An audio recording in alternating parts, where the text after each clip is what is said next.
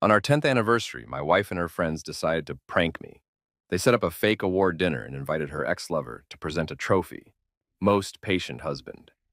He hugged her a little too long while everyone laughed. My kids filmed it for TikTok.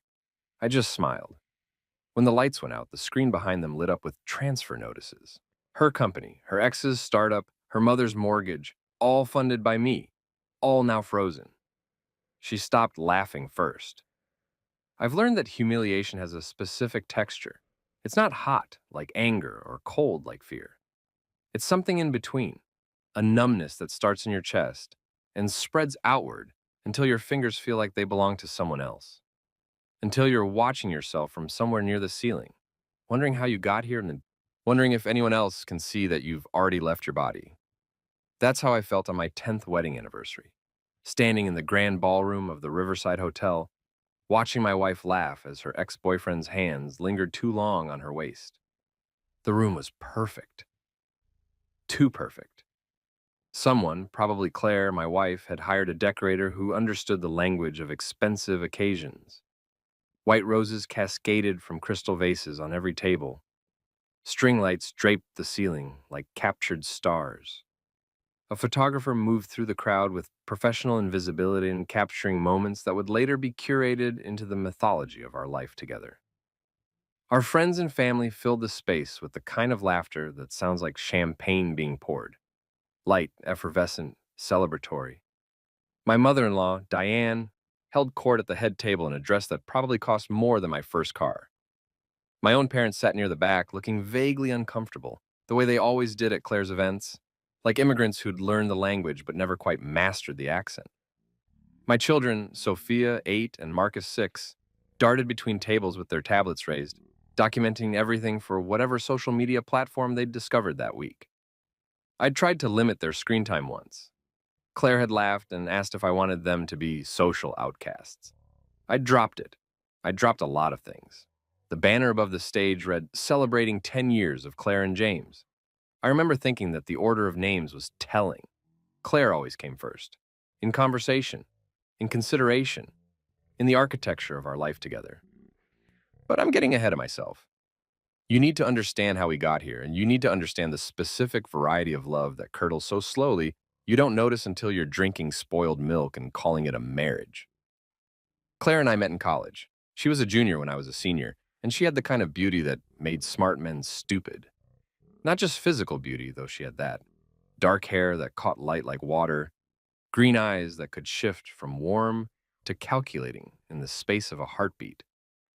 No, Claire had the kind of beauty that came from absolute certainty. She knew what she wanted, she knew how to get it, and, for reasons I still don't entirely understand, she decided she wanted me. I was flattered. Of course I was. I was a computer science major, with an internship lined up at a mid-tier tech company. I wore the same 3 button-down shirts in rotation. I lived on ramen and ambition. Claire was social chair of her sorority, already networking her way toward a career in marketing, already building the kind of connections that would later seem both impressive and slightly predatory. "You're different," she told me on our third date, her fingers tracing the rim of her wine glass. "You're stable, real. Not like these fraternity idiots who think a trust fund is a personality trait." I should have heard the subtext. Should have understood that stable was another word for useful. But I was 22 and in love with the idea that someone like Claire could choose someone like me. We got married 3 years later. Small wedding. Her idea. She said she wanted intimate, but I think she just wanted inexpensive. I was working as a software developer by then, making decent money, but nothing spectacular. Claire was climbing the ranks at a boutique marketing firm, the kind that charged 5 figures to tell companies their logos should be more mindful. Those first years were good. Or maybe they weren't, and I've just revised the past until it looks like happiness. We bought a small house in the suburbs, had Sophia. Tried to figure out how to be parents while also being partners. Failed at both more often than we succeeded, but isn't that what everyone does? I switched jobs twice in those early years, each time negotiating for better pay, better benefits, better work-life balance. Claire encouraged it. "You're worth more than they're paying you," she'd say. And I'd feel seen, valued, like I was building something that mattered. What I didn't realize, what I was carefully trained not to realize, was that I was building something for someone else. The first time I met Drew Morrison, he was wearing a suit that probably cost more than my monthly mortgage payment and a smile that suggested he knew it. This was 6 years ago at Claire's company holiday party. She had been promoted to senior marketing director, and the celebration had the energy of people trying very hard to enjoy mandatory fun. James! Claire's voice had that particular brightness she reserved for when she was performing our marriage. Come meet Drew. He's the new regional VP. Drew, this is my husband, James. Drew's handshake was firm, professional, the kind of handshake you learn in seminars about executive presence. Great to meet you, man. Claire talks about you all the time. Good things, I hope. The best. His smile didn't quite reach his eyes. She says you're the reason she can focus on her career. Not every guy is secure enough to be the stable foundation, you know? There it was again. Stable. Like I was a piece of furniture. Like my function was to not move while everyone else danced. Claire touched Drew's arm, just briefly, just enough. Drew's being modest. He's completely revolutionizing our approach to digital engagement. They talked shop while I held Claire's drink and tried to look interested. I was good at looking interested. I'd had a lot of practice. Over the next 2 years, Drew's name appeared in our conversations with increasing frequency. Drew thinks we should pivot to influencer partnerships. Drew suggested this amazing restaurant. Drew's wife just doesn't understand the hours required at this level. That last one should have been a warning sign, should have been a siren. But I was busy. Work had gotten more demanding after I'd taken a position at a fintech startup as their senior engineer. Sophia had started school. Marcus was still in diapers. Life was a series of handoffs and scheduling conflicts and hurried conversations over cold leftovers. And Claire was thriving. That's what I told myself. She was thriving. And wasn't that what a good husband wanted? For his wife to thrive? Drew's startup launched 18 months ago. Some kind of social media analytics platform with a name that sounded like it was generated by an AI having a stroke. Claire came home electric with excitement. Drew wants me to join him, she said, pacing our kitchen with a glass of wine that sloshed dangerously close to the rim. As a founding partner. James, this could be huge. This could be everything I've been working toward. What about your job? I asked. You just made director. That's exactly the point. I've hit the ceiling there. But with Drew, I could have equity, real ownership. We could finally have the kind of financial security we've always talked about. We hadn't talked about that. Or rather, Claire had talked about it while I nodded and tried to figure out where the next tuition payment was coming from. What kind of investment are we talking about? I asked. She named a figure that made my stomach drop. It was money we had. Barely. I'd been saving aggressively, parking money in various accounts, building the kind of safety net you build when you grew up watching your parents lose everything in the 2008 crash. That's our emergency fund, I said carefully. That's our kids' education money. It's our future, James. Our real future, not just treading water. She set down her wine glass and took my hands. Her eyes were bright with something that looked like desperation. I need you to believe in me. Just once, I need you to take a risk with me. The thing about emotional manipulation is that it works best when it's wrapped in just enough truth to make you question yourself. Was I risk averse? Yes. Did I sometimes play it too safe? Probably. Was Claire asking me to trust her, or was she asking me to be complicit in something I couldn't yet name? I said yes. Of course I said yes. Because I was stable, because I was the foundation, because that's what good husbands do. The money disappeared into Drew's startup like water into sand. Claire became a different person, or maybe she became more herself. She worked 18-hour days, came home smelling like expensive restaurants and someone else's cologne, stopped asking about my day, stopped asking about the kids' days, stopped asking. I handled it. That's what I told myself. I handled the morning routines and the homework and the bedtime stories. I handled the grocery shopping and the house repairs and the scheduling of dentist appointments. I handled everything while Claire handled her startup. 6 months after she invested, Drew and Claire launched some kind of viral marketing campaign that got written up in TechCrunch, and the company's valuation tripled overnight. Claire came home with champagne and ambition in her eyes. We did it, she said, and I noticed she didn't say I. She said we, her and Drew. The royal we of business partners who finish each other's sentences and share inside jokes and stay late at the office for reasons that probably don't have anything to do with work. I asked her once, about a year ago, if something was going on between her and Drew. She laughed. Actually laughed. James, Drew is my business partner. We're building something. I'm sorry if that makes you insecure, but I can't live my life managing your feelings. And just like that, I was the problem. Not her late nights, not her emotional absence, not the way she looked at her phone like it contained secrets she had no intention of sharing. Me. My insecurity. My inability to celebrate her success. I stopped asking. Added it to the list of things I'd learned to live with. But I'm getting ahead of myself again. You came here for the anniversary party. For the moment, everything changed. Let me give that to you. The lights were low and the music was soft, and Claire stood at the microphone looking like someone who'd spent 2 hours with a professional stylist, which she had. I'd seen the charge on our credit card statement. Thank you all so much for being here, she said, and the room quieted to hear her. 10 years ago, I married this man. She gestured to me, and I raised my hand in a half wave that felt immediately awkward. And I thought I knew what love was. I thought love was flowers and romance and grand gestures. She paused, smiled. The photographer moved closer. But real love, enduring love, is so much more than that. It's patience, it's stability. It's someone who shows up day after day, even when it's boring, even when it's hard. Someone who holds down the fort while you chase your dreams. The fort, like I was a soldier in someone else's war. Like my dreams had been discharged for the good of the unit. So tonight, I want to celebrate James, my patient, steady, absolutely unshakable husband, the man who makes everything possible. Applause rippled through the room. My mother was crying. Marcus was filming on his tablet, the screen casting a blue glow on his young face. Claire beckoned, and Drew Morrison walked out from behind the stage. He was carrying a trophy. I felt something in my chest, not quite surprise, not quite dread, something colder, more knowing. Drew and I wanted to do something special, Claire said, and her hand found his arm again, that same casual intimacy I'd been watching for 2 years. So we had this made. The trophy was gold-plated and absurd, a little statue of a man holding a briefcase, standing very still while the world moved around him. The plaque read, "Most Patient Husband." The room erupted in laughter. Good-natured, affectionate. The kind of laughter that says, "We're all in on the joke." Drew brought the trophy to me.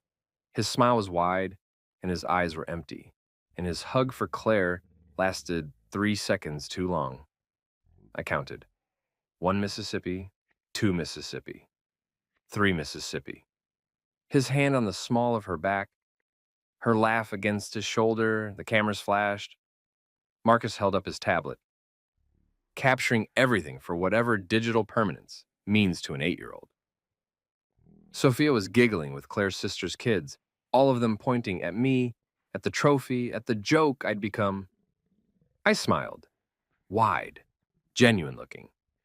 I'd practiced this smile for years, the smile that says everything is fine, the smile that makes uncomfortable people comfortable, the smile that costs nothing and maintains everything. Drew handed me the trophy. Speech! Someone shouted.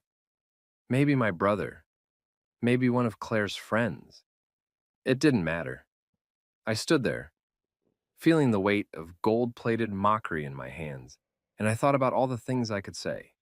I could tell them about the 3 separate bank accounts I'd opened in the last 18 months, carefully routing portions of my income into places Claire had stopped checking years ago. I could tell them about the calls I'd been having with lawyers, with financial advisors, with the kind of people you talk to when you're planning an exit strategy from your own life. I could tell them that Drew's startup was financed not just by Claire's initial investment, but by a series of loans I'd personally guaranteed. Loans that had very specific terms about repayment and default.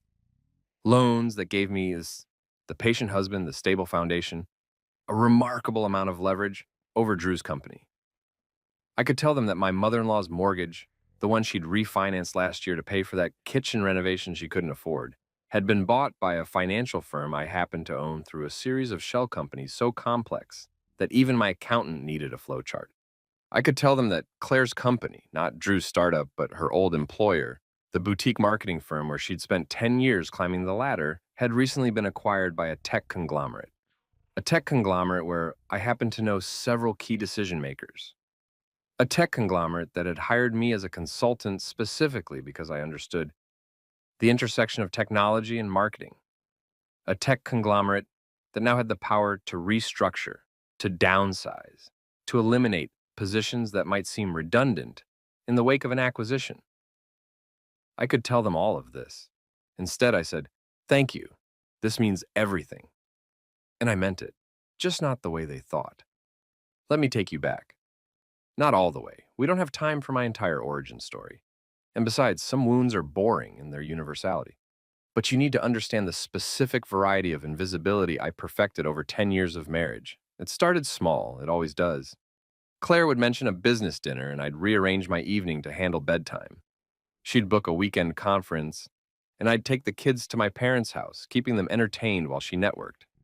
She'd forget to pick up groceries, and I'd swing by the store on my way home from work, somehow managing to shop while on a conference call.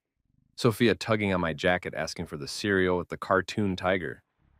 "You're so good at this," Claire would say, and I'd feel a warm glow of competence, of value, of being seen. What I didn't realize was that good at this was another way of saying convenient, that I was being trained, slowly and methodically, to handle everything that didn't directly contribute to Claire's ambitions. I became a household appliance, high functioning, mostly quiet, occasionally requiring maintenance, but generally reliable. The sex tapered off first. Not all at once, that would have been noticeable, but gradually the space between intimate moments grew longer. Once a week became twice a month, became "I'm just so tired," became "Can we talk about this later?" became silence. I told myself it was normal. Everyone in long-term relationships goes through dry spells. Everyone struggles to maintain passion while juggling careers and children and the slow entropy of domestic life. But it wasn't just the sex. It was the small touches, the casual intimacy, the way Claire used to reach for my hand in the car, or lean against me while we watched television, or kiss my forehead when she passed behind my chair.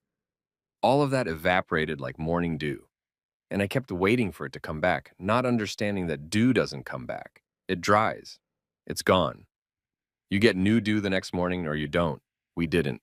The really insidious part of being taken for granted is that you become complicit in your own erasure. You start to edit yourself, to minimize, to preemptively handle problems so that no one else has to be bothered by your needs. I stopped talking about my work. Claire's eyes would glaze over whenever I mentioned code architecture or deployment strategies, so I learned to just say fine when she asked about my day, which she did occasionally in the way you ask a neighbor about their renovations. Polite interest masking profound indifference. I stopped suggesting date nights. The last 3 I'd planned had been canceled because something came up at Claire's startup. The fourth time, I'd made reservations at the restaurant where we had our first anniversary dinner, and she'd looked at me like I'd suggested something vaguely pathetic. "I can't just drop everything because you're feeling nostalgic," she'd said. "Some of us have actual obligations." Actual obligations, as opposed to my fake ones, like raising our children, like maintaining our home, like generating the income that paid for her business ventures. I canceled the reservation, added it to the list of things we didn't talk about. But I wasn't just disappearing. I was also building something. Because here's what no one tells you about being underestimated. It's the perfect camouflage for strategic planning. My career had progressed significantly since those early days as a mid-level developer. I'd moved into fintech, and then into blockchain infrastructure, and then into the kind of work that sits at the intersection of technology, finance, and power. The kind of work that pays extremely well if you're willing to be invisible. And I was very willing. While Claire tracked every dollar of our money, by which she meant the money I earned that went into our joint account, she'd long since stopped paying attention to the specifics of my compensation package. She knew my base salary. She didn't know about the consulting fees, the advisory roles, the equity stakes in companies that were still private, but wouldn't be for long. She didn't know because she didn't ask. Because I'd become so good at being the stable foundation that she'd stopped checking if the foundation had aspirations of its own. I'd been careful, methodical. I'd set up trusts, created LLCs, invested in rental properties through corporations that looked nothing like me on paper. I'd built a financial fortress so complex that even if Claire thought to look for it, which she wouldn't, she'd need a team of forensic accountants and several months to unravel it. This wasn't about greed. It was about options, about having the resources to walk away if I ever found the courage to leave, about ensuring that if our marriage ended, I wouldn't be destroyed by the kind of financial warfare I'd seen other men endure in divorce proceedings. I told myself I was being practical, prepared, that every man should have a contingency plan, a life raft hidden away for emergencies. But I was also angry. I can admit that now. I was angry in the specific way that patient people get angry, slowly, thoroughly, with the kind of resentment that calcifies into something harder than rage, something colder, something more permanent. The anniversary party had been Claire's idea, of course. She'd insisted on something big to celebrate 10 years, something that would be appropriate for social media, something that would show her network, her carefully curated audience of business contacts and aspirational friends, that she had it all. The thriving startup, the picture-perfect family, the husband who knew his place. I'd written the check for the venue, for the caterer, for the photographer and the decorator, and the open bar that would ensure everyone left with warm feelings and favorable impressions. "You're so generous," Claire had said when I didn't blink at the cost. "Some men would complain about spending this much on a party." Some men, the implication being that I was better than those men, evolved, secure, too enlightened to be bothered by the fact that we were spending the equivalent of a semester's college tuition on a single night of performance art. But I'd smiled and signed the check and started planning something else entirely. The Monday after we booked the venue, I'd called a meeting with my business manager, David Chen. David was the kind of lawyer who made other lawyers nervous, quiet, methodical, and absolutely ruthless when protecting his clients' interests. I'd been working with him for 3 years, building the infrastructure for what I'd started calling, in my own mind, the contingency. "I need a comprehensive audit," I told him. "Every financial connection between me and my wife, her business partner, and her mother." David didn't ask why. That's what I paid him for. Solutions, not judgment. It took him 2 weeks to compile the report, and when he presented it to me in his downtown office, I felt something shift in my chest. Not quite hope, not quite vindication, something harder. "Your wife's company is leveraged significantly," David said, spreading documents across his desk. "The initial investment you funded has grown, but it's mostly on paper. The actual cash flow is marginal. They're burning through capital on overhead and marketing, betting on an acquisition or a massive user growth spike that hasn't materialized. What happens if their funding dries up? They'd need to seek additional investment or start making significant cuts. The loans you guaranteed give you leverage. If you wanted to call them, I don't want to destroy the company," I said. "Not yet. What else?" David flipped to another page. "Your mother-in-law's mortgage. The refinance she did last year was with a company called Summit Financial Solutions. Let me guess. One of your holdings. You bought the debt 6 months ago through a subsidiary." I'd actually forgotten about that one. I'd been acquiring distressed mortgages as investments, and when Diane's loan came across my desk, she'd been behind on payments, something Claire never mentioned. I'd purchased it through one of my LLCs. Not out of malice, just business, just building a portfolio. But now, sitting in David's office, I saw it differently. Saw the pattern I'd been weaving without fully conscious intent. "What about Claire's old company?" I asked. "The marketing firm." David smiled. It wasn't a pleasant smile. "You're full of surprises. You own 15% of their parent company through various holdings. And given the restructuring talks they've been having, I could have influence over staffing decisions. Considerable influence." I sat back in my chair, feeling the weight of it. The architecture I'd built. The power I'd accumulated while pretending to have none. "I need you to prepare documents," I said. "Notifications, formal letters, everything legal and above board, but timed for maximum impact. Can you do that?" "What's the timeline?" "Our anniversary party, May 15th. David raised an eyebrow. "That's theatrical. She likes theater." The next few months were a strange kind of performance. I played my role perfectly, the patient husband, the stable foundation, the man who smiled at his own obsolescence. I took the kids to soccer practice while Claire worked late with Drew. I handled the house repairs when the water heater failed. I remembered everyone's birthdays and scheduled the appointments and kept the household running with the efficiency of a well-oiled machine. And I planned. I met with David weekly. We refined the strategy, made sure every step was legal, defensible, the kind of maneuver that would stand up to scrutiny, not because it was kind, but because it was technically correct. The kind of revenge that wears a suit and carries a briefcase and speaks the language of contracts and consequences. I wasn't trying to destroy Claire. I want to be clear about that. I was trying to be seen, to force a moment of recognition, to make her understand that the foundation she'd been standing on wasn't bedrock. It was a construction, my construction. And constructions can be deconstructed. Or maybe I was just angry. Maybe I was tired of being convenient. Maybe I wanted just once to be the one who walked away while everyone else scrambled to adjust. The truth is probably some complicated mixture of all of it. Motivation is never clean, never simple, especially when you've spent 10 years learning to swallow your own voice. 2 weeks before the anniversary party, Claire came home electric with excitement. She practically vibrated with it, her whole body thrumming like a tuning fork.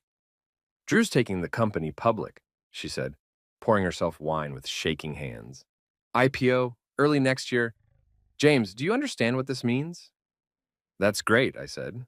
I was making dinner, pasta with the sauce Sophia liked, cutting vegetables into shapes Marcus would actually eat. "Great? It's insane. It's everything.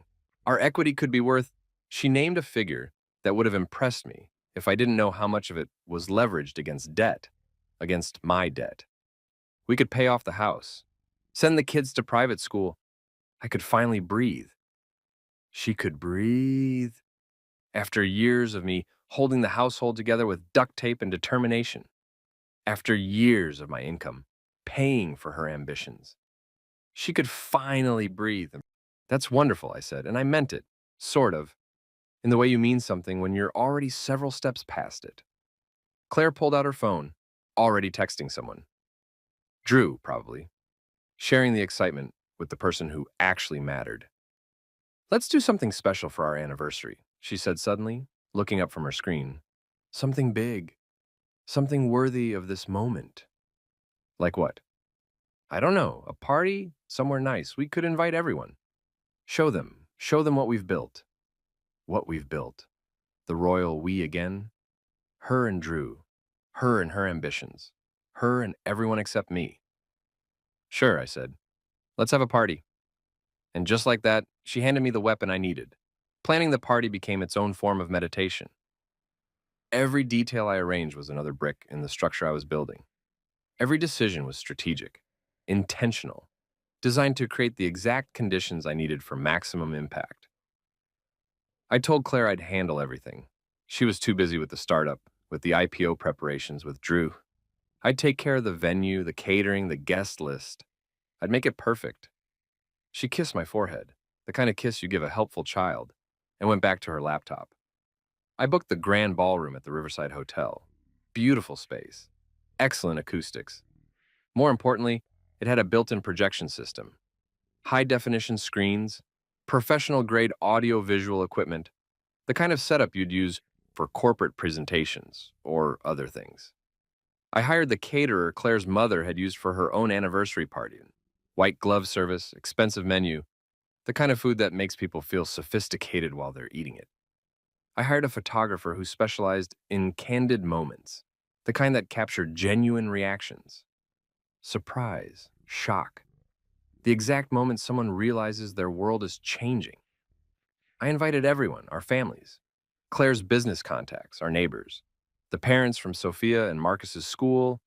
I wanted a crowd, wanted witnesses, wanted enough people that the moment would be inescapable, undeniable, impossible to minimize or explain away. And I worked with David to prepare the final piece. "The timing has to be perfect," I told him in his office 3 days before the party, right after the trophy presentation, when everyone's laughing, when they're all convinced they know how this story ends. David had assembled the documents into a presentation. Clean slides, professional formatting, the kind of visual aid you'd see in a boardroom, not a ballroom. "You're sure about this?" he asked. "Not judgment, just verification." "I've been sure for a long time," I said. "I just didn't know what I was sure about." Once you do this, there's no walking it back. Your marriage was over 2 years ago. I'm just making it official. David nodded, handed me a thumb drive. Everything's on here, queued up and ready. The hotel's AV tech will handle the setup. You just need to give the signal. I held the small drive in my palm, feeling its weight, feeling the future compressed into a few gigabytes of data, of truth, of consequences finally arriving for people who'd grown accustomed to living without them. One more thing, I said. The notifications, the official letters to Claire's company, to her mother, to her old employer. I want them delivered tomorrow, morning, before anyone has time to prepare. You want them scared before the party? I want them aware. I want Claire walking into that ballroom knowing something's wrong but not knowing what. I want her off balance. That's cold. That's practical. David smiled his not pleasant smile. You've learned well. The letters went out on Thursday morning. I was at work when my phone started ringing. First call, Claire's mother. James, I don't understand. Summit Financial sent me a letter saying my mortgage terms are under review? What does that mean? I thought I was current on payments. I'm sure it's just a routine notice, Diane. I'll look into it. But why would they send this now? This is so stressful, James. You know I have the party this weekend. I can't deal with... I'll handle it. My voice was calm, professional, the voice of someone who handles things. Don't worry about the party. Everything will be fine. It was the last true thing I said to her for a while. Second call, Drew Morrison. James, hey man, weird question. Did you do something with the guarantees on our business loans? The guarantees you asked me to sign 2 years ago so you could get funding, those guarantees? Yeah, those. We got a letter from the bank saying they're reviewing the terms and our lawyers are saying something about, I don't know, something technical, and I figured you'd know what's going on since you're finance adjacent. Finance adjacent? Like I was a hobbyist, like my career was a cute sideline to Drew's real work. I'm sure it's routine, I said. Banks review loans all the time, probably nothing. But the timing's weird, right? With the IPO coming up, we can't have any instability in our financing. Claire's freaking out. Claire's there with you? I checked my watch, 10 a.m. on a Thursday, regular business hours when she should have been doing the school pickup she'd scheduled on our shared calendar. Yeah, we're at the office. This came in this morning, and we've been trying to figure out. I'm sure it'll be fine, I said. See you at the party. I hung up before he could respond. Third call, Claire. What did you do? Not hello, not can we talk. Just accusation. Just the assumption that I'd done something wrong. I'm in a meeting, I said. Can this wait? No, it can't wait. Drew said you told him the loan review is routine, but our lawyers are saying this could affect our entire capital structure. James, did you do something? I signed guarantees when you asked me to. That's what I did. If the bank is reviewing its risk profile, that's not really something I control. But why now? Why right before the IPO? Banks don't schedule their reviews around your business plans, Claire. I'm sure it's fine. Focus on the party. Isn't that what's important? Silence. I could hear her breathing. Could picture her in Drew's office, phone pressed to her ear, trying to figure out if I was lying. You've been weird lately, she said finally. Weird how? I don't know. Quiet. Like you're planning something. I'm always quiet. You've told me that's one of my best qualities. More silence. The party's in 2 days, she said. Can we get through the party and then we'll figure out whatever's going on with the loans? Sure, I said. Let's get through the party. Friday night, 24 hours before the anniversary party. The kids were at my parents' house for a sleepover. They were excited about the party, already planning their TikTok coverage strategy. Claire was in our bedroom, trying on dresses. I was in my office, running through the presentation one final time. The slides were perfect, clean, devastating in their simplicity. Slide 1, a photo of Claire and Drew at their company launch party, his arm around her waist. Both of them laughing at something that excluded me, even though I was the one who'd funded it. Slide 2, bank statements showing the initial investment of $200,000 from our joint savings. My savings. My years of careful financial planning liquidated for her dream. Slide 3, loan documents. Drew's startup borrowed an additional $500,000 against my personal guarantee. My credit, my risk, their reward. Slide 4, mortgage records showing I'd purchased Diane's debt through Summit Financial, including the payment history. She was 4 months behind before I bought the loan. Claire had never mentioned her mother was in financial trouble, had never asked me for help, had just let it happen while I remained conveniently ignorant. Slide 5, my ownership stake in Claire's former employer's parent company. Percent equity acquired gradually over 3 years, enough to have voting power on major decisions, like restructuring, like eliminations. Slide 6, the freeze orders, everything in legal language, all the loans under review, all the payments suspended pending investigation of terms, all the dominoes I'd carefully lined up, now ready to fall. Slide 7, a single line of text. You wanted proof that I'm patient? Here's your proof. My phone buzzed. Text from Claire. Can you zip this? Having trouble. I closed my laptop, walked to our bedroom. She was standing in front of the mirror in a green dress that matched her eyes, her hair already styled, her makeup partially done. This one? She asked, turning to show me. Or the black one? She looked beautiful. She always did. That was never the problem. Green, I said, moving behind her to work the zipper. It suits you. Our eyes met in the mirror. For just a second, I saw something, uncertainty, awareness, flicker across her face. Are you okay? She asked.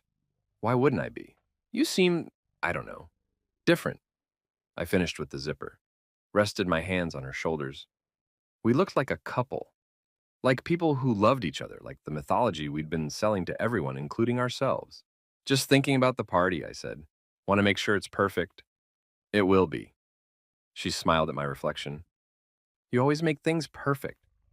I kissed the top of her head, breathed in her expensive shampoo, felt the specific ache of loving someone who stopped seeing you years ago.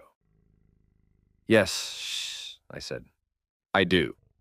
Saturday arrived with the kind of weather that makes people believe in good omens. Clear skies, warm breeze, the sort of day that seems engineered for celebrations. I woke up early.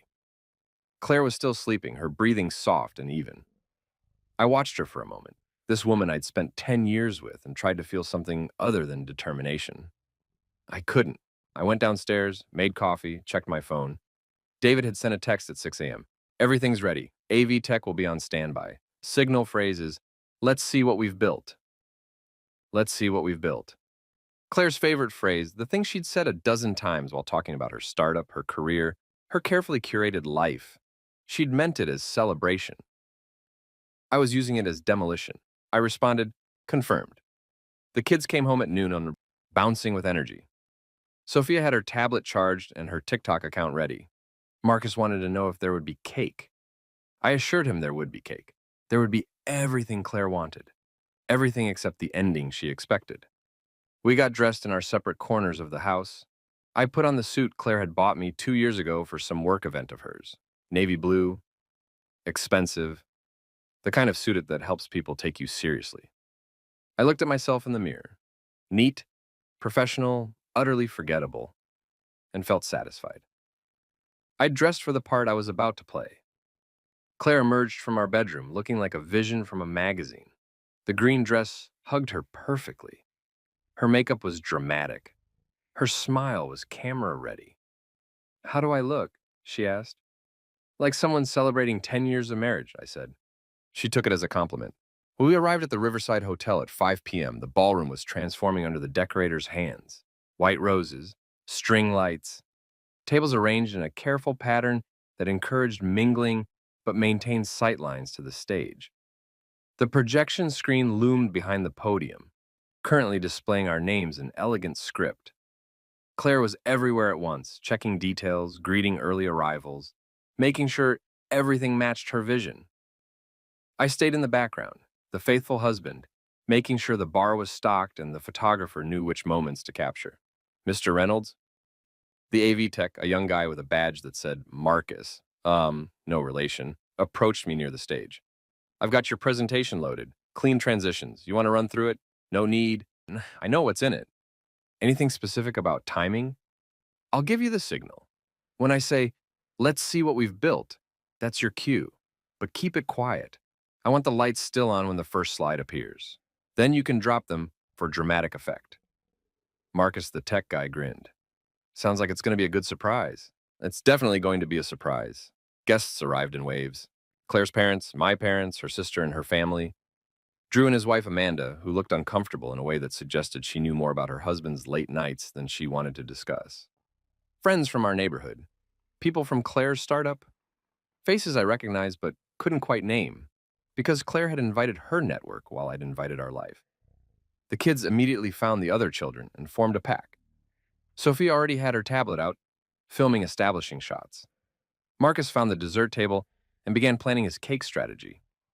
I worked the room like I'd been trained to work rooms, handshakes, pleasantries, making sure everyone had drinks and felt welcome. I was the host, the foundation, the person who made sure the party ran smoothly while everyone else had fun. James, my mother found me near the bar. This is wonderful. Claire must be so happy.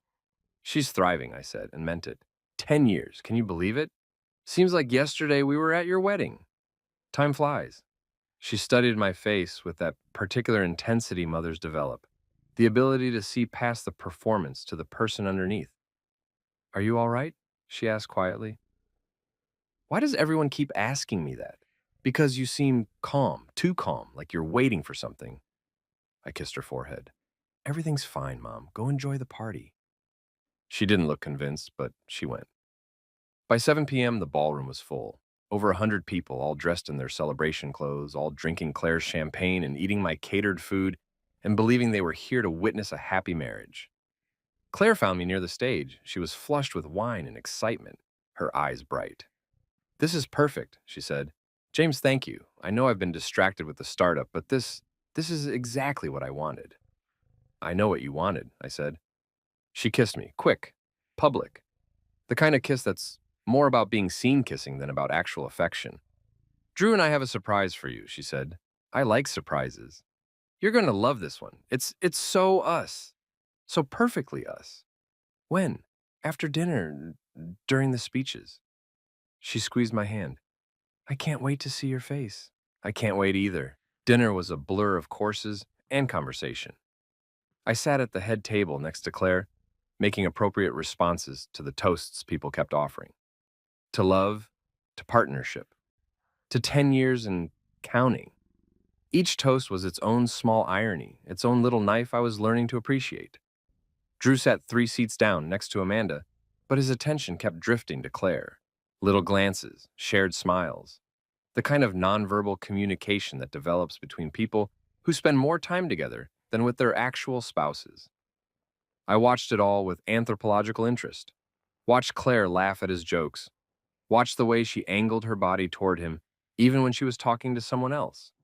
Watched 10 years of marriage evaporate in the space of stolen glances. After dessert, the cake Marcus had been planning for, now successfully consumed, the lights dimmed slightly. Claire stood up, clinked her glass. The room quieted. And that's when we arrived at the moment I described at the beginning. The trophy. The joke. Drew's too long hug, Marcus filming it all. My smile, practiced, perfect, completely hollow. I held the trophy, let them laugh, waited. Claire took the microphone again. But seriously, she said, and the room settled into attentive silence. I want to say something real. James, you have been my rock, my foundation, the person who makes everything else possible. And I know I haven't always shown you how much that means to me. So thank you for 10 years of patience, of support, of being exactly who you are. Being exactly who I am. She meant it as praise. I heard it as dismissal, as confirmation that she'd never looked deeper than the surface, never wondered if the patient husband might have his own depths, his own desires, his own limits. And I want you to know, Claire continued, and her voice got softer, more intimate, that everything I've built, everything Drew and I have built with the startup, all of it, it's for us, for our family, for our future. I couldn't have done any of it without you. She raised her glass. The room followed, 100 glasses catching the light, 100 people toasting a marriage they thought they understood. I stood up, raised my own glass, looked directly at Claire, then at Drew, then at my mother-in-law Diane, sitting 2 tables over with her 4th glass of wine. Thank you, I said into the microphone. That means everything, really. Your words, Claire, your recognition. I've been waiting for this moment for a long time. I paused. Let the weight of it settle. You know, you're right about building something together and about partnership, about showing the people you love exactly who you are and what you're capable of. I turned toward the projection screen. So I thought, since we're celebrating 10 years, since we're surrounded by everyone we love, that we should all see what we've built, really see it, the whole structure. I looked at Marcus, the tech guy in the corner. Let's see what we've built. The screen behind me flickered. The script of our names disappeared. And the first slide appeared Claire and Drew at their company launch party, his arm around her waist, both of them laughing. The room went silent. Not the quiet of attention, the silence of confusion, of people trying to understand what they're seeing. Claire turned to look at the screen. I watched her face, watched confusion become recognition, become something harder, colder. James, she said quietly, what are you doing? Showing everyone what we built, just like you wanted. The second slide appeared. Bank statements. $200,000 transferred from our joint account to Drew's startup. My signature authorizing it. Claire's business plan attached. I heard my mother gasp, heard chairs scraping as people turned to get a better view of the screen. That's our initial investment, I said conversationally, like I was giving a business presentation. From our emergency fund, our kids' education money, the savings I'd been building since before we got married, $200,000 to fund Claire's dream. James, stop this. Claire's voice was sharp now, afraid. Turn it off. But we haven't gotten to the best part yet. Third slide, loan documents. $500,000 against my personal guarantee. This is another $500,000 that Drew's company borrowed using my credit, my financial history, my reputation, all so they could expand, could hire more people, could chase growth. Drew was standing now. His face had gone pale. These are private documents. You can't. Actually, I can. They're my guarantees, my risk, my money on the line. Fourth slide. Diane's mortgage records. Claire made a sound, something between a gasp and a sob. No, no, don't. Your mother was in financial trouble, I said, still in that same calm voice, still smiling, 4 months behind on her mortgage. Did you know that, Claire? Did she tell you she was about to lose her house? Diane was standing now, too. Her face had gone white. James, please. I bought her debt, I continued, through one of my companies, kept her afloat, kept her secrets because that's what I do. I handle things. I make sure everyone else's problems get solved while I stay conveniently invisible. The fifth slide. My ownership stake in Claire's former employer. And this is interesting. Turns out I own 15% of the company Claire used to work for, and enough to have voting power on major decisions, like restructuring. Like who stays and who goes when there's an acquisition. Claire's former boss was in the crowd. I saw him checking his phone, probably already texting his lawyers. James, Claire's voice was shaking now, actually shaking. Why are you doing this? What do you want? I looked at her, really looked at her. This woman I'd loved, this woman who'd turned me into furniture. I wanted you to see me, I said simply. I wanted everyone to see me. The foundation you've been standing on isn't bedrock, Claire. It's a construction, my construction. And I built it so carefully, so quietly, that none of you ever thought to ask what else I was capable of. The sixth slide appeared. The freeze orders, legal language, cold and final. As of this morning, all the loans associated with Drew's startup are under review, all payments suspended, all terms being renegotiated. I looked at Drew. Your IPO timeline just got very complicated. Drew sat down, just collapsed into his chair like someone had cut his strings. And your mother's mortgage? The bank has some questions about her payment history, about whether the property is still a sound investment. You can't do this, Claire said, but her voice had lost its edge, had become something smaller, more desperate. You can't destroy everything we've built. You keep saying we, I said, but you never mean me. You mean you and Drew. You mean your career, your startup, your future. I'm just the patient husband, the stable foundation, the person who exists to make your dreams possible. The seventh slide appeared, the single line of text. You wanted proof that I'm patient. Here's your proof. I let it hang there. Let everyone read it. Let the weight of it settle over the ballroom like snow. I've been patient for 10 years, I said. Patient while you forgot my birthday. Patient while you missed our kids' school events because you had meetings with Drew. Patient while you turned our marriage into a business arrangement where I provided the stability and you provided the ambition. Patient while you laughed at me, while you gave me this trophy. I lifted the absurd golden statue. Most patient husband. Like it's a joke. Like I'm a joke. The room was completely silent now. No one was drinking. No one was moving. Even the kids had stopped filming. But here's what none of you understood. Patient doesn't mean powerless. Quiet doesn't mean unaware. And being the foundation means I know exactly where the weight is distributed. Exactly which supports I can remove to make the whole structure unstable. I set down the trophy, looked at Claire. Her makeup was running. She'd been crying at some point, and I'd missed it, too focused on my presentation. I'm not trying to destroy you, I said. And this part was true, important, the thing I needed her to understand. I'm trying to be seen. I'm trying to make you understand that I'm not furniture. I'm not a supporting character in your story. I'm a person with resources, with power, with limits you reached about 2 years ago. The thing about dramatic revelations is that they create a kind of temporal distortion. The moment stretches and compresses simultaneously. You're acutely aware of every detail, every face in the crowd, every sound, every breath. But you're also watching it happen from somewhere outside yourself, like you're observing a stranger's life. I saw my father stand up, his face unreadable. Saw my mother reach for his hand. Saw Sophia lower her tablet, her 8-year-old face trying to process what she'd just witnessed. I saw Claire's sister cover her mouth. Saw Drew's wife Amanda stand up and walk out, not looking back. Smart woman. I saw Diane sobbing into her hands while Claire's father tried to comfort her. And I saw Claire, just standing there, staring at me like I was a stranger. Like the person she'd married had been replaced by someone else entirely. James, she said finally, her voice was small, broken. Please, can we talk about this privately? We've talked privately for 10 years. I thought it was time everyone else joined the conversation. You're humiliating me in front of everyone we know. I'm showing them the truth. That's different. It's the same thing. Maybe it was. Maybe revenge and truth are just two words for the same action, and the only difference is where you're standing when it happens. Drew stood up. His face had regained some color, replaced shock with anger. You sabotaged us.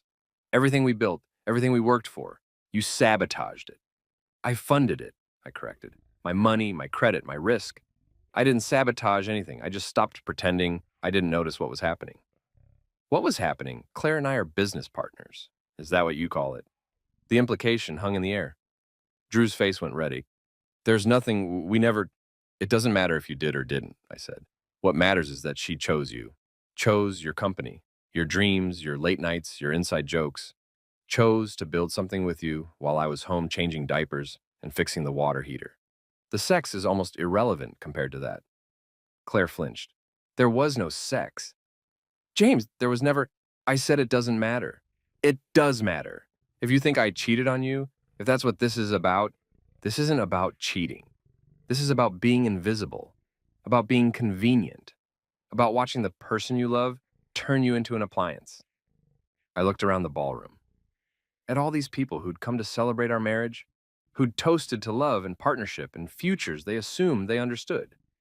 I'm sorry you all had to see this, I said. I know it's uncomfortable, but I've been uncomfortable out for 2 years and no one seemed to notice.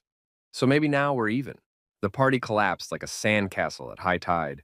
People left quickly, awkwardly, making excuses about babysitters and early mornings. No one knew what to say. No one wanted to be caught in the blast radius. My parents stayed, Claire's parents stayed. Drew left with his face set in a hard mask, already on his phone with his lawyers. The kids were confused, crying, being taken to a back room by my mother. Claire and I stood in the emptying ballroom surrounded by white roses and string lights and the ruins of our marriage. What happens now? She asked. Her voice was hollow, exhausted. That depends on you. You've frozen everything. My business, my mother's house, my old company. What do you want, James? What's the end game here? I thought about that, about what I wanted, about whether I'd even known when I started planning this. I want you to understand what you did, I said. I want you to feel what it's like to have your security threatened by someone you trusted.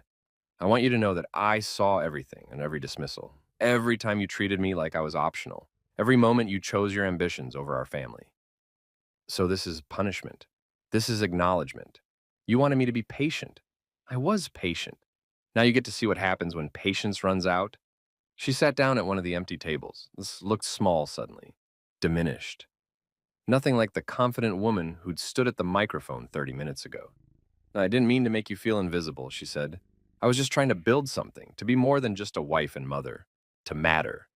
You always mattered, but I didn't. Not to you. I was infrastructure. Useful, necessary, but not important. That's not fair. Fair? I laughed. It sounded bitter even to my own ears. You gave me a trophy for being patient. You brought your business partner, the man you spend more time with than your own husband, to present it. You let our kids film it for social media. You turned my obsolescence into content.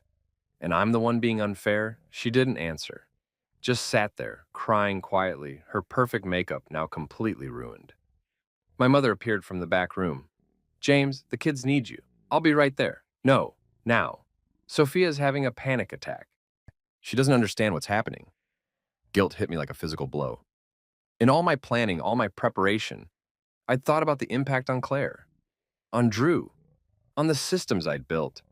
I hadn't really considered what this would do to my children, how it would feel to watch your parents' marriage explode in real time, to have it captured on your tablet, to have your world fundamentally reshaped in the space of 20 minutes. I looked at Claire. We're not done. I know.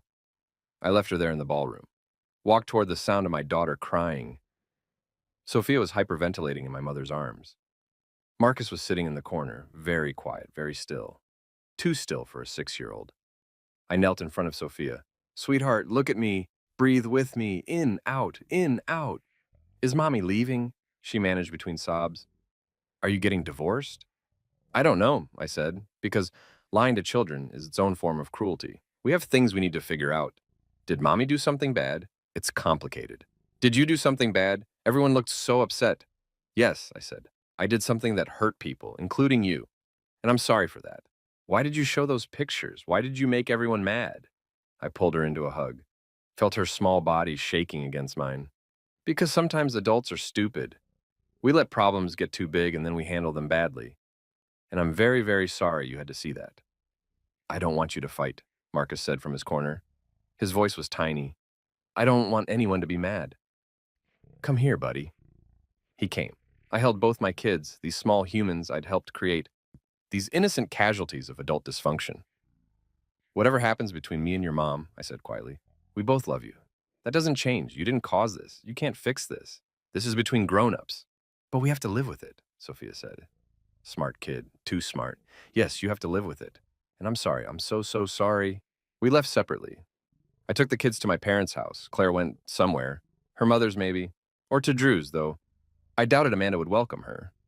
I spent the night on my parents' couch, listening to Sophia cry in the guest room, listening to Marcus ask my mother questions she didn't know how to answer. My phone buzzed constantly.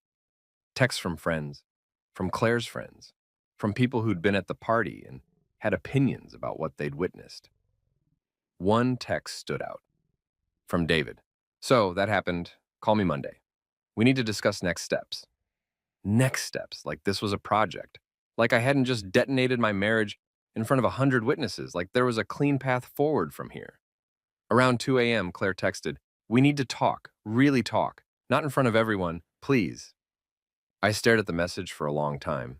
Thought about all the times I'd wanted to really talk over the past 2 years. All the times I'd tried to bring up my feelings, my concerns, my growing sense of irrelevance, and been shut down with, can we talk about this later? Or, I'm too tired for this right now. Or, why do you always make everything so complicated? I typed back, Monday, after I drop the kids at school, our house. Okay, come alone, okay? I turned off my phone, lay in the darkness of my parents' living room, listened to my children sleep the uneasy sleep of kids whose world has shifted. And I tried to figure out if I felt better, if the revenge had been worth it, if making Claire finally see me was enough to justify the crater I'd created in our lives. The answer, lying there in the dark, was, I don't know. Sunday was a strange suspended animation. The kids wanted to go home. I told them we needed to give Mommy some space. They asked why. I had no good answers. My mother made pancakes. My father read the newspaper very intently, like international news was suddenly fascinating. Neither of them asked what I was planning to do next. Around noon, Drew called. We need to talk, he said. No preamble, no pretense. So talk. Not on the phone, my office. 1 hour? Why? Because you've destroyed 2 years of work and I deserve an explanation. You got your explanation last night, public presentation, lots of visual aids. James, his voice cracked slightly. Please, 1 hour, man to man, no lawyers, just tell me why. I thought about refusing, about making him suffer the way I'd suffered, with no explanation, no acknowledgement, just the slow erosion of dignity. But I was tired, and maybe I needed to say it all again, in a room without witnesses, to someone who might actually listen. 1 hour, I said. I said. Drew's startup occupied a renovated warehouse in the arts district, all exposed brick and industrial lighting, the kind of space that costs a fortune but looks deliberately unfinished. He met me in the lobby, looked terrible, unshaven, wrinkled clothes, eyes red from lack of sleep or crying or both. Thanks for coming, he said. You have 59 minutes. We went to his office, glass walls overlooking the main work floor, which was empty on a Sunday. He closed the door, offered me coffee. I declined. Amanda left me, he said. Just put it out there. Packed a bag this morning. Said she's known for months something was going on, and last night confirmed it. Said she's done being married to someone who's in love with his business partner. Are you? I asked. In love with Claire? He looked at me, looked away. I don't know, maybe, probably. Does it matter? That's what Claire said, that it didn't matter, but I think it does. We didn't. He ran his hands through his hair. Fuck, this is such a mess. You knew I existed. You knew Claire was married. You knew I'd personally guaranteed $500,000 of your company's debt.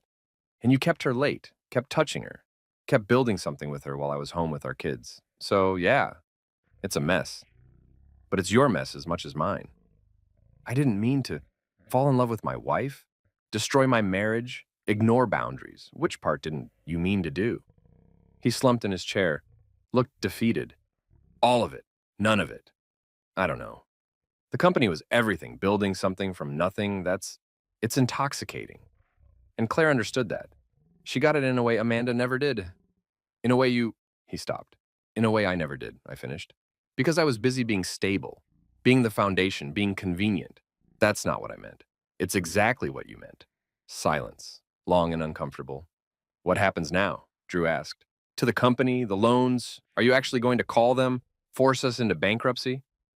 I leaned back in my chair, considered him. This man who'd taken my wife's emotional energy, my money, my trust, and built something that excluded me. That depends, I said. On what? On whether you can answer one question honestly.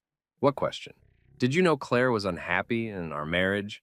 Did she tell you things about me, about our life, that made you think I was the problem? Drew was quiet for a long time, long enough that I knew the answer before he spoke.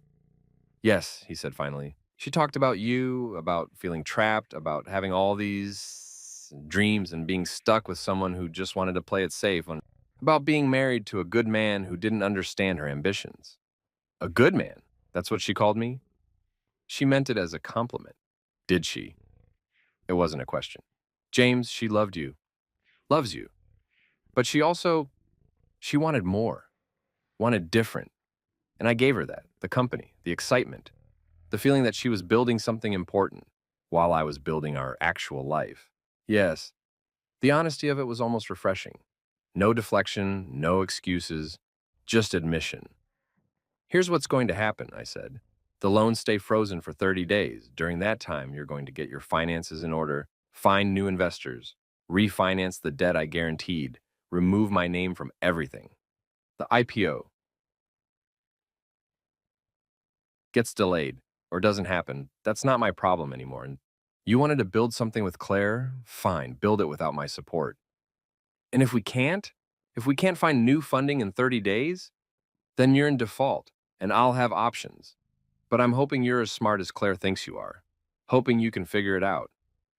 That's actually fair. I'm not interested in fair. I'm interested in being done with you, with your company, with the entire situation. Drew nodded slowly. What about Claire? What happens with you two? That's between me and my wife. For what it's worth, and I know it's not worth much. I'm sorry, I didn't think about what I was taking from you. Didn't think about the cost. That's the problem with ambitious people, I said. You never think about the cost until the bill arrives. I stood up and headed for the door. James? Drew called after me. What? You're not who I thought you were. Claire described you as, well, clearly she didn't know you at all. No, I said. She didn't. I went home Sunday evening. The house felt different, empty in a way that had nothing to do with the kids being at my parents' place. Claire's car wasn't there. She was honoring my request to stay away until Monday, or maybe she just didn't want to face me. I walked through our house like I was visiting a museum of my own life. The photos on the walls, our wedding, the kids' babies, family vacations that looked happier than they felt. The furniture we'd chosen together. The kitchen where I'd cooked 1,000 meals while Claire worked late. The bedroom where we'd stopped touching each other years ago but kept sharing space out of habit or hope or inertia. I sat in my office, opened my laptop, looked at the presentation that had detonated my marriage. Part of me, a large part, felt sick about what I'd done, about the public nature of it, about my kids seeing it, about the humiliation I'd inflicted on Claire, on her mother, on everyone who'd come to celebrate with us. But another part, the part that had been suffocating for 2 years, felt lighter, felt seen, felt like maybe for the first time in a long time I'd told the truth. Whether that truth was worth the cost, I still didn't know. Monday morning, I dropped the kids at school. Sophia was quiet, withdrawn. Marcus kept asking when they could go home. I promised them soon. Promised them we'd figure things out. Made promises I wasn't sure I could keep. Claire was waiting at the house when I returned. Sitting in her car in the driveway, alone, like I'd asked. We went inside, made coffee through muscle memory. Sat at the kitchen table where we would had 1,000 unremarkable conversations about groceries and schedules and things that didn't matter. I talked to a lawyer. Claire said, no preamble. This morning, wanted to understand my options. Okay, he said what you did, the loans, the freeze orders, the public disclosure, none of it was illegal. Ruthless, he said, but legal. David's good at his job. David knew about this. How long have you been planning it? About 18 months. She absorbed that. 18 months? You've been planning to destroy me for 18 months. I've been planning to be seen for 18 months. The destruction was optional. Could have been avoided if you'd... I stopped. If I'd what? Paid more attention to you? Made you feel special?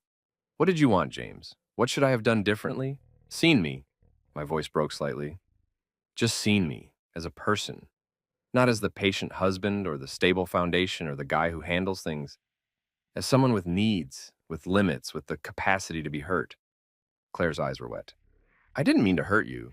I know, that's almost worse. If you'd meant to, at least I'd matter enough to target, but you didn't mean to. You just forgot I was there? That's not true. Then tell me one thing about my life in the last year that doesn't involve you or the kids. One project I'm working on, one book I read, one dream I have, one thing. Silence. You can't, I said. Because you stopped asking, stopped caring. I became furniture in my own life. I was building something. So was I. My voice rose. I was building our kids' childhood, our home, our stability, while you were building a startup with another man, while you were falling in love with someone else even if you never slept with him, while you were replacing me with Drew in every way that matters. I didn't replace you. You gave him everything. Your time, your energy, your dreams, your inside jokes, your late nights. Everything except the legal paperwork that says you're married. And you kept me around for what? To fund it? To watch the kids? To be the patient husband who never complains? She was crying openly now. I don't know how to fix this. I don't know if you can. Do you want a divorce? Is that what this is? I thought about it, really thought about it. About what I wanted beyond revenge, beyond recognition, beyond the satisfaction of making her finally understand. I don't know, I said honestly. Part of me does. part of me wants to be done, to find someone who actually sees me, who chooses me. Not because I'm useful or stable or patient, but because I'm me. And the other part? The other part remembers when we were good, when you actually wanted me, not just what I could provide, when we were partners, not just co-parents and roommates. Can we get back to that? Do you want to? She didn't answer immediately, and in that hesitation, I heard my answer.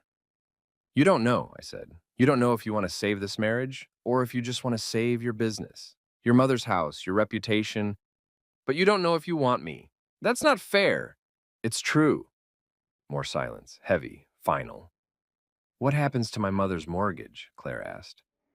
Practical questions, easier than emotional ones. The review is real, but if she can start making payments again, if she can show good faith, I'll make sure she keeps the house. And my old company? I have no intention of using my leverage there unless I need to. Your job, if you still want it, is probably safe. And Drew's startup? That's between you and Drew. I've given him 30 days to refinance my guarantees. After that, I'm done with it. The IPO? Not my problem. Claire slumped in her chair. You've thought of everything. I had 18 months. What do you want from me, James? What's the end game here? I stood up, carried my empty coffee cup to the sink, looked out the window at our yard, our street, our carefully constructed suburban life. I want you to decide, I said, whether you want this marriage, actually want it. Not because it's convenient, or because divorce is hard, or because you're worried about what people will think, but because you want to be married to me. Specifically me. Not the patient husband, not the stable foundation. How long do I have? As long as you need. I'm not rushing you. Where will you stay? Here. This is my house too. You can stay with your mother, or Drew, or get your own place, but I'm not leaving. She stood up, gathered her purse, moved toward the door, stopped. For what it's worth, she said quietly, I didn't know how much I was hurting you, how invisible I'd made you feel. That doesn't excuse it. But I didn't know. I know it, I said. Why, that's the whole problem. You didn't know because you didn't look. She left. I heard her car start, heard her drive away, and I sat in my kitchen, in my empty house, and tried to figure out what came next. The next few weeks were strange. We existed in a kind of liminal space, not together, not apart, not quite divorced, but no longer married in any meaningful sense. Claire stayed with her mother. I stayed in our house. The kids split time between us, confused but adapting the way kids do. Sophia started seeing a therapist. Marcus started having nightmares. We'd broken something in them, Claire and I, and we'd spend years trying to repair it. Drew managed to refinance the loans, found investors who didn't require my personal guarantee. The IPO got delayed by 6 months, but it would probably still happen. He sent me a formal letter releasing me from all obligations, professional, cold, final. Claire started going to therapy too, individual sessions at first. Then she asked if I'd be willing to do couples counseling. I don't know if it will help, she said over the phone, but I want to try, if you're willing. Why? Because I love you. I know you might not believe that anymore, but I do, and I don't want to lose you without at least trying to understand what happened. You know what happened. I know what you showed me. The financial stuff, the revenge. But I don't know why you felt you had to do it that way, why you couldn't just talk to me. I tried to talk to you for 2 years. You were always too busy or too tired or too focused on Drew and the startup. You trained me not to bother you with my feelings. Then let's untrain that. Let's learn how to talk to each other again. I agreed to therapy, not because I thought it would save us, but because I owed it to our kids to at least try, to show them that adults can face hard things, can sit in discomfort, can attempt repair even when it seems futile. Our therapist, Dr. Mariana Okonkwo, was a calm, thoughtful woman in her 50s who didn't let us hide behind our defenses. The first session was mostly her asking questions, getting the landscape of our relationship, hearing both sides. Claire talked about feeling stifled, about marrying young and spending her 20s having babies while her friends were building careers, about the startup being her chance to finally build something of her own, about not realizing how much space she was taking up in our marriage. I talked about feeling erased, about being reduced to function, about watching Claire fall in love with her business partner while I changed diapers and paid bills, about the anniversary party being the final humiliation in a series of small humiliations I'd been swallowing for years. Dr. Okonkwo listened, made notes, then said something that surprised both of us. You're both right, and you're both wrong. Claire, you absolutely failed to see your husband's needs. You treated him as infrastructure. That's real harm. But James, you built a secret financial empire and detonated your marriage publicly rather than having honest conversations. That's also real harm. I tried to have conversations, I said. Did you? Or did you make oblique comments and hope Claire would pick up on your unhappiness without you having to be vulnerable? I didn't have a good answer for that. Here's what I see, Dr. Conquo continued. Two people who loved each other, who built a life together, who had children together, and who then slowly, painfully, stopped being partners. Claire pursued her ambitions without checking if James was on board, and James built his resentment and his revenge plan without giving Claire a chance to change course. She wouldn't have changed, I said. She would have told me I was being insecure, that I should be happy for her success. Is that true? Dr. Okonkwo asked Claire. Claire was quiet, then, probably. Yes, if James had told me 2 years ago that he felt invisible, I probably would have dismissed it. I would have made it about that him being insecure about Drew, about not being supportive of my career and why. Because admitting he was right would have meant admitting I was failing, as a wife, as a partner, and I didn't want to face that. It was the most honest thing she'd said to me in years. Therapy became a weekly ritual. We sat in Dr. Okonkwo's office and excavated our marriage, looked at all the places we'd failed each other, all the unspoken needs and unmet expectations and slow accumulations of resentment. It was excruciating, like surgery without anesthesia, but it was also necessary. Week 3, Dr. Okonkwo asked, Do you still love each other? Claire answered first, Yes, I do. I love James. I forgot how to show it. Forgot that love is a practice, not just a feeling. I took longer to answer. I don't know. I love who Claire was, who we were together, but I don't know if I love who we became, who she became, who I became in response to her. That's honest, Dr. Okonkwo said. Can you imagine a version of your marriage where you do love each other again? Where you're both different people than you've been for the past 2 years? Maybe, I said, but it would require Claire to actually change, to prioritize our marriage, to see me. I'm trying, Claire said. I'm here. I'm in therapy. I've stepped back from the startup because I forced you to, I interrupted. Because I blew up your funding, not because you chose to. Is that true? Dr. Okonkwo asked Claire. Claire's face crumpled. Yes. If James hadn't done what he did, I'd still be working 18-hour days, still putting the company first, still making Drew more important than my husband. Why? Because the startup made me feel valuable, important, like I was more than just a wife and mother, and I was addicted to that feeling. And James didn't make you feel valuable? He did, but it was quiet, stable, not exciting, and I took it for granted. Around week 5, something shifted. We were talking about the anniversary party, about my decision to reveal everything publicly, when Claire said something that surprised me. I get it now. Why you did it that way. Do you? You needed witnesses, needed people to see what was happening because I wouldn't. Because if you'd just told me privately, I would have minimized it, made it about you being sensitive. But putting it all out there like that, making it undeniable, that was the only way to force me to actually look. Yes, it was cruel. Yes, but it was also honest. More honest than our marriage had been in years. I thought about that, about whether public humiliation could be honest, whether revenge could contain truth. I'm not proud of it, I said, of hurting you like that, of our kids seeing it, but I'm also not sorry because you finally saw me, and I'd rather be seen as cruel than invisible. Claire reached across the space between our chairs, took my hand. First time she'd touched me in weeks. I see you now, she said, and I'm so sorry it took me this long. We didn't get back together right away. We took it slow, learned how to date each other again, learned how to have conversations that weren't about logistics or kids or household management. Claire cut her hours at the startup, made Drew hire a COO to handle the day-to-day operations, started coming to Sophia's soccer games, started asking me about my work, my projects, my life beyond being her support system. I went to my own individual therapy, worked on my anger, on my tendency to go silent instead of speaking up, on the ways I'd been complicit in my own invisibility by never demanding to be seen.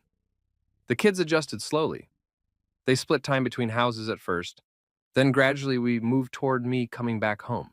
Not because everything was fixed, but because we were all trying.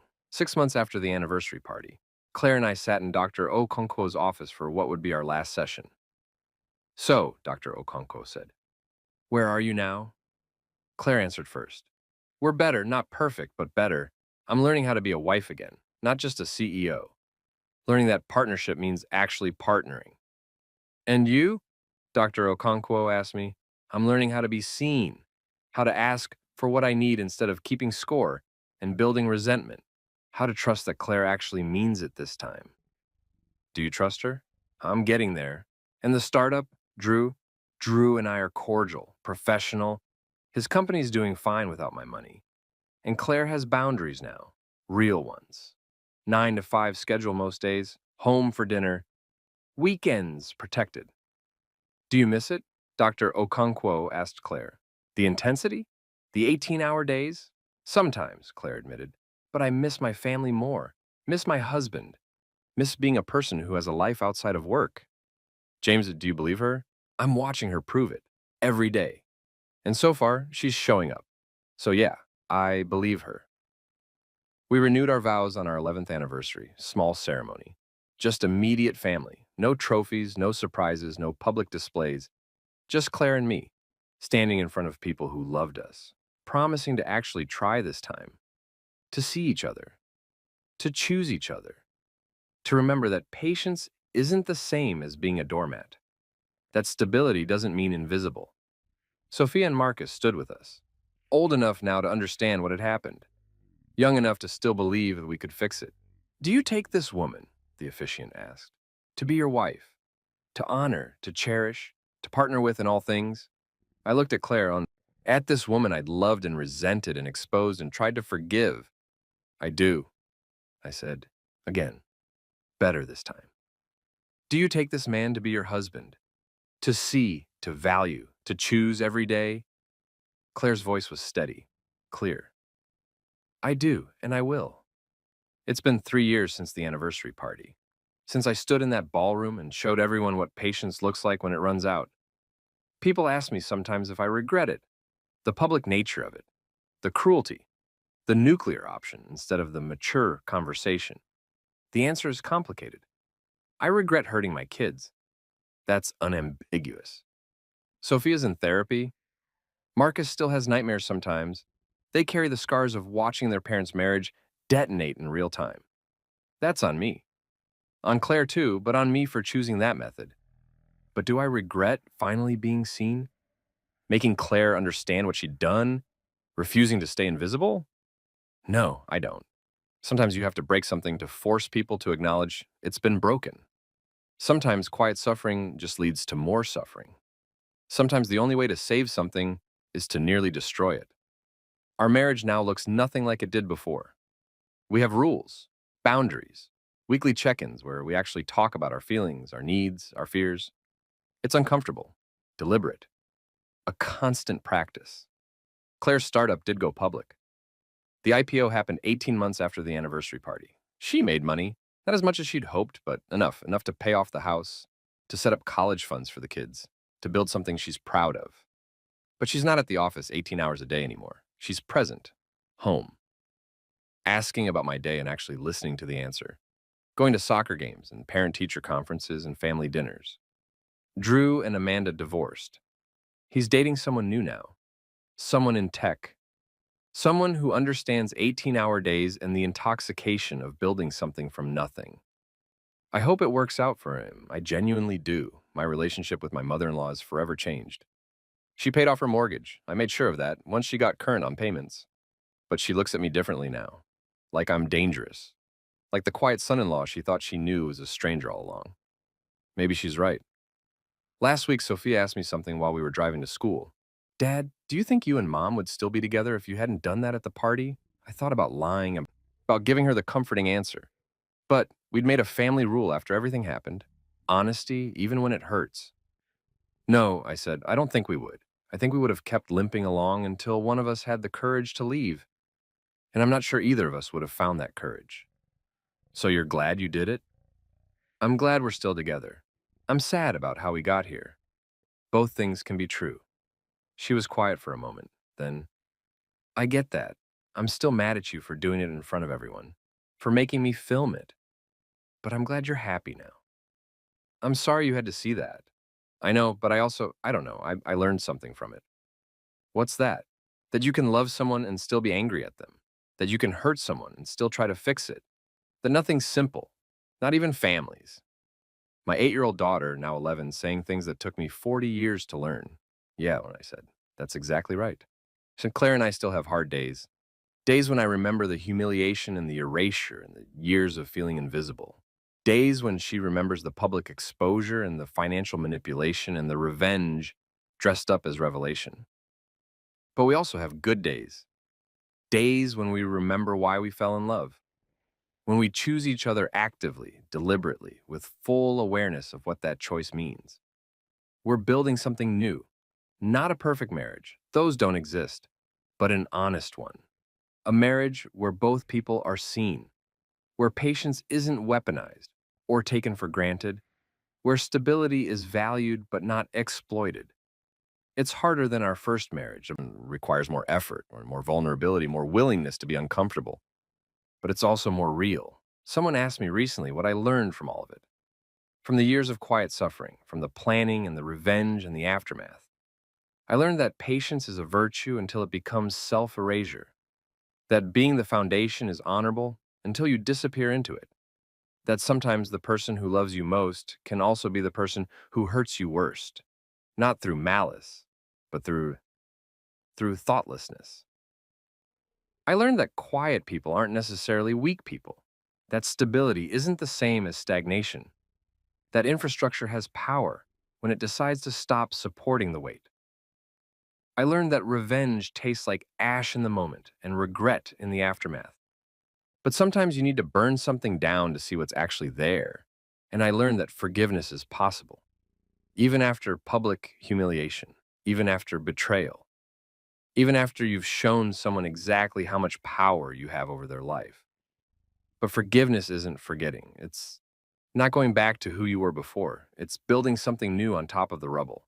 It's choosing to stay when you finally actually have the option to leave. We had a small gathering last month, just close friends and family, an ordinary Saturday evening. Nothing dramatic, no surprises.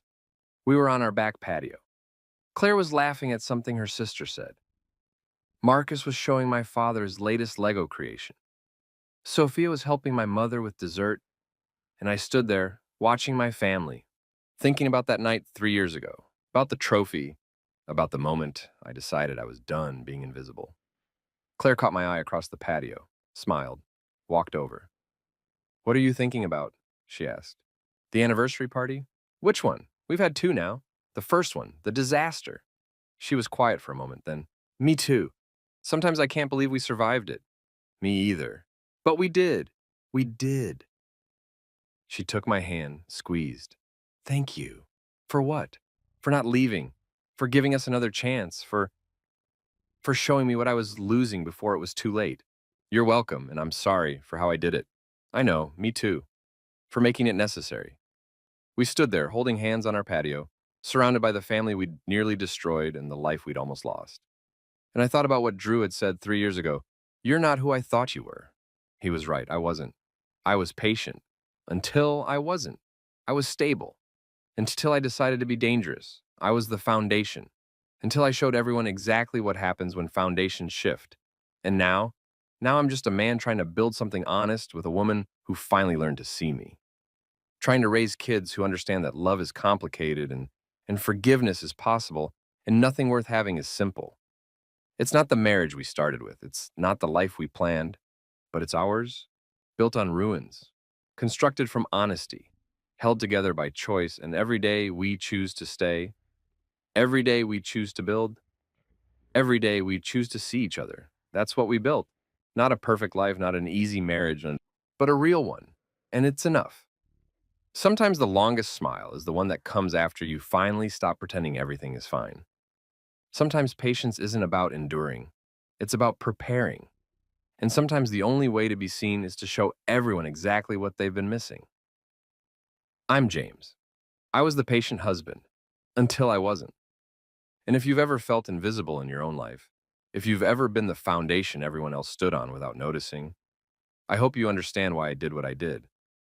Not because it was right, but because I was tired of being wrong about my own worth.